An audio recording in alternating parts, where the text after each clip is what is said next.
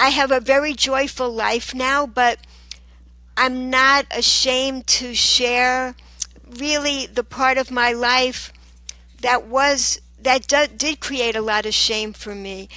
And that's when I suffered from food addictions, and it was a very difficult time.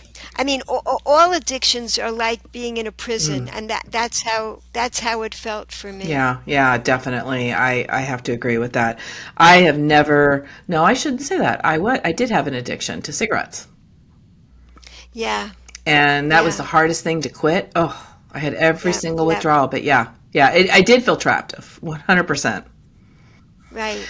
And as the addiction gets worse, the walls get narrower. It takes over your whole Yeah, it life. does. I know it really does. I mean, because I would think like I can't even go on an airplane and fly a 5 hour flight. That's a long time without a cigarette. I mean, it does. It becomes your whole world. Absolutely. Right. So tell us your story as much as you care to share. Okay, sure.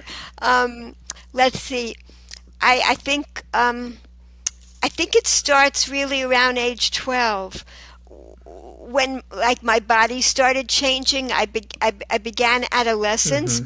and my mind expanded, and suddenly I was asking, what are we doing here? What's the purpose of life? In fact, I read the diary of Anne Frank, Hmm. a- and I started my own diary. So here it is, like, this is my memoir, Nourish the Soul, Filling the Emptiness Within.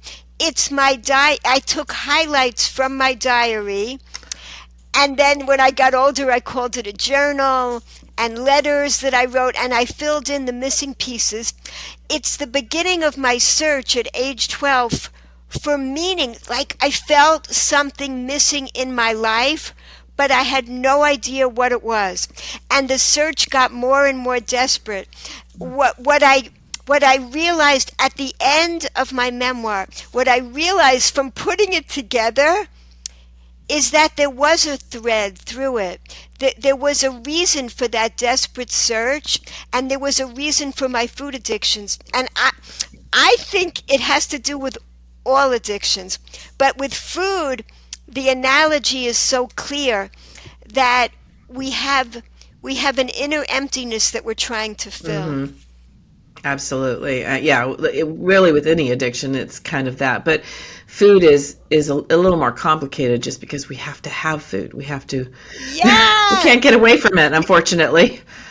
Yeah, you can't eliminate it completely. Mm-mm. Exactly. So that's what I was doing. I was I would have these like uncontrollable binges, and follow that up with really restrictive dieting. Hmm. So that if a person looked at me, they had no idea how I was suffering. You couldn't tell, because after these horrible binges, then I would go on these diets, and so it was completely taking over. Here, I was a person who, again, I was searching for wisdom in life.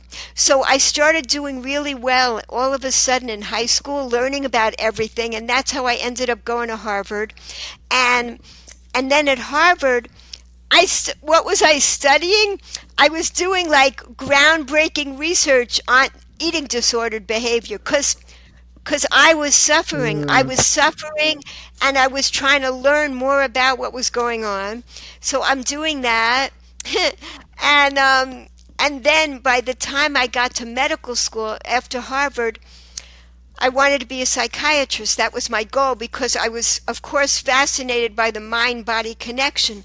So by the time I got to medical school, the eating disordered behavior was the most bizarre. I was so out of control.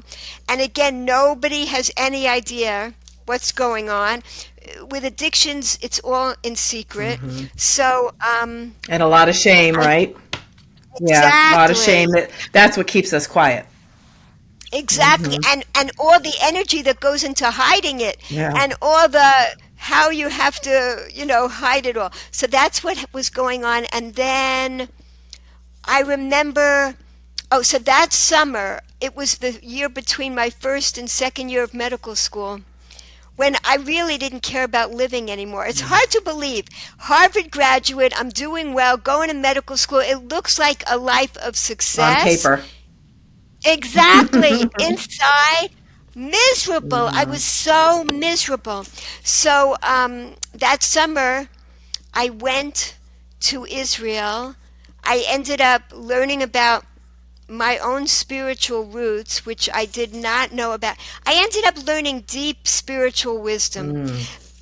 I ended up not returning to medical school because I was so overjoyed to find out what the purpose of life was. Like I finally, and I had been searching in so many different ways. What I discovered is that the purpose of life is to enjoy this world in gratitude. This is so basic, and we just don't learn it. Nobody explains that to us. We were put here in this amazing garden, but we don't appreciate it. We we need the skills. So that's what I do now. I write children's books. I give presentations to children and adults all about gratitude and how important it is to learn the happiness skills as early in life as possible. Yes. So you don't have to play catch up. You don't have to go through a lot of unnecessary Yep. pain. Exactly. Yeah. Exactly. So you had the food addiction all the way up until into medical school when it Yeah. was at its height. Then Yeah. you went to Israel, and where did it? Where what was the steps that caused it to break? I guess. Yeah. Yeah. Yeah. Exactly. What I came to learn is that it's not like the food is going to ever fill me up or whatever, the gambling, whatever the addiction is to the drugs, it gives you temporary pleasure. But what we're really all looking for in life is lasting Yeah. pleasure. And the only thing that brings lasting pleasure is gratitude. Because otherwise, it's just so. oh, In other words, we try to fill up with externalities. We try to fill the hole with externalities, but it's not a physical hole, it's a spiritual hole. And that's what fills it. A life of appreciation, of understanding, of gratitude and joy for every gift we have. Otherwise, we're never satisfied. Nothing fills us, nothing lets us feel fulfilled in life. So that's what I finally learned. That's really the deep spiritual wisdom that I was searching for.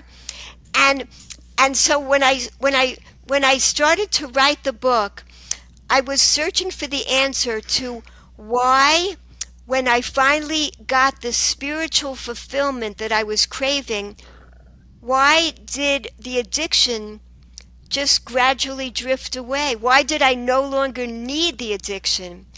And that's what I'm loving to share now with everybody, because I understand that it's completely connected. That I really believe that at the basis of all addictions is that inner emptiness that we're trying to fill.